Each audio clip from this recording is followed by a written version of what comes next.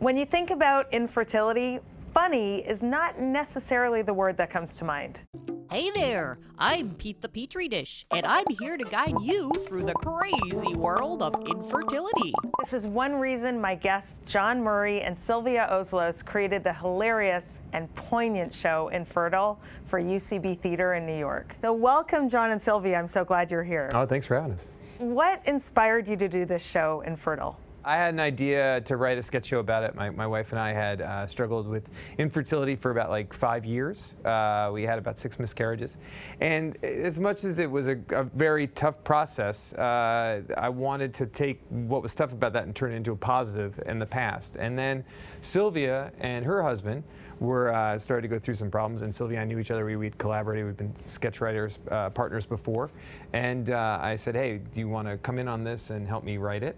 Yeah. And it kind of helped because you were in the middle of it.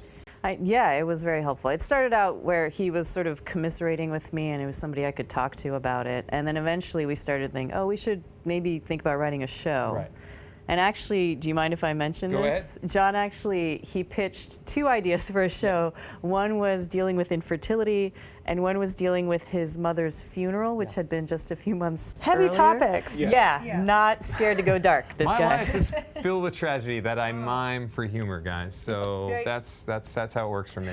Great. Glad I brought that up. Yeah, no, Makes it's things fine. real No, comfortable. it's good. Let's keep it light. Let's keep it light, guys. Okay? So we went with the lighter topic of not being able to get pregnant. Yes. So. Well, speaking of keeping it light, I mean, it is amazing that you found the humor, and I do think it's important to find the funny in fertility because sometimes it's ridiculous. How do you think humor can be helpful when you're navigating a challenging thing like infertility? You know, I looked up the definition of gallows humor lately, which is like humor in the life-threatening situations, and that's kind of, for me, when you're going through it, you need some levity. I mean, it's just pounding after pounding of challenging news, bad news. So I feel like with my wife, I know you develop like a shorthand where you find something funny, and you kind of latch onto that to kind of keep you through the tough moments, you know? Yeah, we had sort of inside jokes with my husband, Yeah. and it was one of those things where it was, you know, if you don't laugh, you'll cry kind Exactly, of thing. yeah. So I remember thinking oh, you're gonna pump me full of saline? Yeah. Cool, great, that sounds awesome. I had the one thing I told you, the one thing we found hilarious, we had a doctor who put moisturizer on his hand, and he's giving us this kind of heartbreaking news about how something isn't working, or that he's road ahead, and he put too much on, and so it dripped on his desk, and he tried to stay stately the whole time, telling us this news while trying to wipe up, and it just we didn't even care after that meeting. We just were oh my God, Dr. Hand Moisturizer, he was just become beloved to us. It just was so funny. I remember once at the clinic, literally every table out in the waiting room was Jen Aniston can't get pregnant. Yeah. This person Yeah. can't get Yeah, pregnant. exactly. I was who picked your magazine? Yeah, exactly. But Totally. anyway, Yeah. It's moments but like it's that also where really you're just funny. yeah, totally. Or when they come in, 1 embryo or 2, it's kind of am I at Denny's when I'm about to be implanted? You're What's I'll going take on? as many as I I'll can take get, as many please. as will work. Yes, Your video that's in the show, that hilarious video. Yes. How did that come about? What inspired it? Tell me more about it, because it was, for me, the show was great. That was definitely a highlight. Well, we wanted to explain the terms of infertility to people, what's an IUI, what's an IVF, what are these things, what's the procedure, without boring them too much. So I think John came up with this idea of having these sort of instructional videos, kind of in the vein of in Jurassic Park, when they have the little DNA molecule who explains how the dinosaurs came back. So we kind of took that as our inspiration, and yeah, that's pretty much it. Yeah, we found this great guy. His name is Matt Zapp, and we had him animate it for us, and it just really came out better than we could think. You're actually giving real information for people who don't know about the process. Yeah. So here's a clip. Hey! So you've tried IUI and no dice. Your third option is in vitro fertilization, or IVF. Sorry, test tube, we won't be needing you. I run the jewels now. Eggs and sperm are combined inside me to form an embryo, and the embryo goes in the waiting junk. The chances of IVF working are 25%. That's marginally better, but still no great. What have you learned since you've been working on the show Infertile and while you've performed it? Do you want to know what we've learned? This is like a silent epidemic. The amount of people that after the show have come up to us and said, thank you, or I found it hilarious because we're going through it. It's just, it's been really staggering. It's just been surprising. Friends that have come seen it that, that no one's ever mentioned, that kind of thing. So that's kind of thing that there's a silent majority, and that's one of the reasons why another reason we did the show is because we wanted to make it more of a topic of conversation, in which, if I can take the moment to compliment you, with something like this, where that is broadening it and making it more of a normalcy. That's been the big kind of eye-opener. People have come out. They've come out even to me as I've talked about pregnantish, and you realize that, like you said, that's a good way to say it, a silent epidemic, because we're still just now, it's becoming a little more popular in pop culture. Do you agree with that? Do you think we're learning a little more about it? I feel like with what you're doing with pregnantish and stuff like that, I feel like it is starting to become more of an open topic than it was 2 years ago, 3 years ago, for sure. I do feel like the lid's coming off of it, because I think so many people are going through it, and so many people are want to have a family. So I do think that, like you said, it is becoming a little bit more culturally acceptable than I think when my wife and I went through, when Silvija was dealing with it, and stuff like that. So I would agree. For those who don't know your stories, how did you're now both parents, you're not together. That was something I didn't know when I watched the show. I thought, this couple is, this couple is great. You're still great, but you're not a couple. No, we're very good friends. What happened in the end of, I'm still on my journey. Okay. How did yours end? My wife and I had twins. We had a boy and a girl.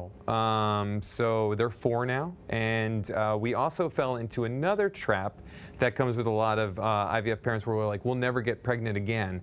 Well, sure enough, we did, and now I have an 8-month-old son. So I have 3 children, where if you talked to me about, 8 years ago, I would have been like, I have no children, I don't know if I ever will. So so watch out, I guess is the thing to say. It's like, exactly, it will just get flooded. So, but you tell your story. We'll headline with that. John says, watch out. Watch out. Watch out. Watch out. You may get pregnant. Exactly. You might. It might work. What you want. Exactly. Be careful what you wish for, because you might get it tenfold. Right. Awesome. I also had a happy ending. That's kind of maybe not a great way to put it, because you could have a happy ending and still not have children. Exactly.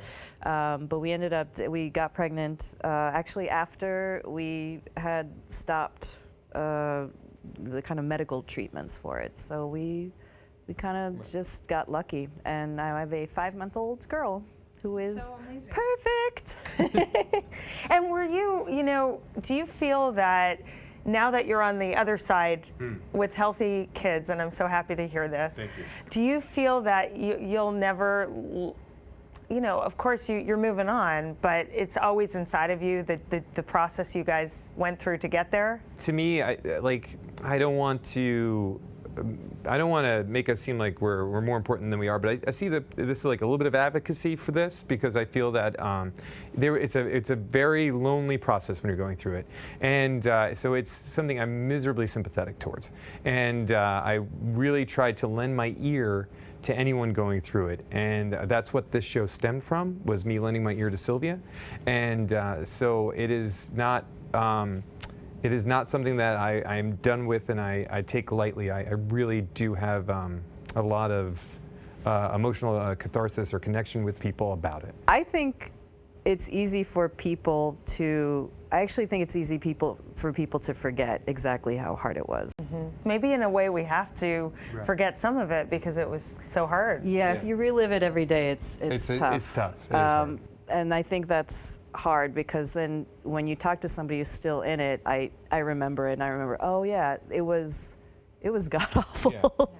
And when you're in the process and someone kind of looks at you and goes, oh, it's going to be fine, I got through it, in a way that's helpful, and in a way It's I not. found it incredibly frustrating. Tell me more about that, because I've heard this with other people I've spoken with. They don't want unsolicited advice. They don't want to be told, here are 5 things you should do, especially from people who have never done it. And even people who have done it, it may be different for you. Was that your experience? Yes, I'm totally on the same page as Silvija here. I feel like advice is the worst enemy in this kind of situation because everyone's infertility struggle is subjective. And I think that, like in saying this, I'm giving advice, which is the catch-22 of it all, but my advice is not to give any, is to listen. It's to hear that person's story and to commiserate. It's more about a back and forth conversation than a kind of dictation of like, here's how we did it and here's what you need to do, because that's the soul crusher. I mean, it's just like I know that you've probably experienced this with a friend or a family member or somebody who's out there, that they just lay it on you and you're just like, I don't. Like, la, la, la, exactly, you know, you're like, you're not. They want to help. Yeah, you but want to help. And their idea of helping is fixing your problem, Right, you know, yeah. and it's like, this is a problem you cannot fix. Right. You know. And I just need you to listen. And not only can you not fix it, my doctor may not know. Exactly. And I certainly do Exactly, not know. you're right. So anything Exactly. you've thought of, I've thought of. Totally. Yeah. Absolutely. I read that article too. Too, yeah. I always tell people sometimes the only thing you should say to someone going through any challenge is, I'm here for you. That's really, I completely agree with that. I was going to say, I feel like what we're talking about, it goes across the board with so much things. I've really, as I've gotten older, try to steer clear of advice as much as I can. You know, I've had people be like, give me advice, and I'm like, I really don't want to. I'd rather not. You know, I just want people to experience their own lives and figure it out. You know.